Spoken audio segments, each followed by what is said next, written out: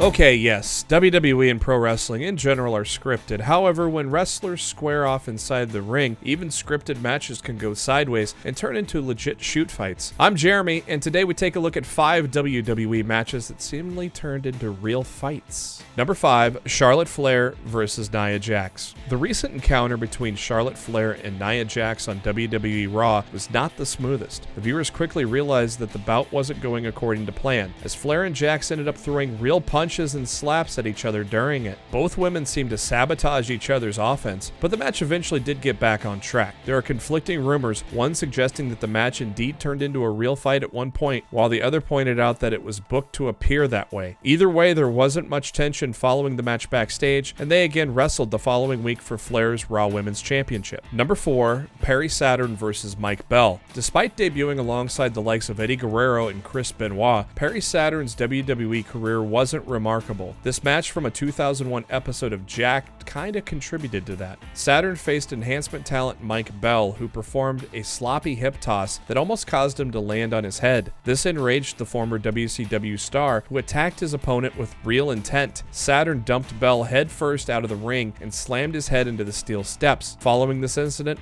Saturn was given a comedy gimmick involving a mop that ended his chances of being a credible star in WWE. Number 3, the Acolytes versus Public Enemy. Former ECW tag team Public Enemy made their way to WWE in 1999, with one of their first matches coming up against Farouk and Bradshaw, the APA. The plan involved was one of the members of Public Enemy was going to go through a table, however they refused to do the table spot just before heading to the ring. According to JBL, the Acolytes were instructed to go ahead with the planned finish. They proceeded to destroy both Rocco and Johnny Grunge with stiff shots and eventually squashed them. Grunge was put through a table. Public Enemy was released from WWE shortly afterwards. Number 2, Kurt Angle versus Daniel Puder. WWE Hall of Famer Kurt Angle conducted an unscripted segment of Tough Enough when it was part of SmackDown in 2004. This was done with the exception that the Olympic gold medalist would steamroll all comers. That was not the case. Daniel Puder accepted the challenge, and after a brief takedown, he trapped the former WWE champion in a Kimura lock. Kurt Angle somehow rolled over him while referee Jimmy Corderas fast counted an awkward pinfall, as the Olympic gold medalist risked serious injury or embarrassment at the hands of a rookie in front of the fans. Daniel Puder was supposedly punished for this incident at Royal Rumble 2005. Eddie Guerrero, Chris Benoit, and Hardcore Holly hit him with a series of hard chops during the match, which turned out to be his last appearance for WWE. Number 1,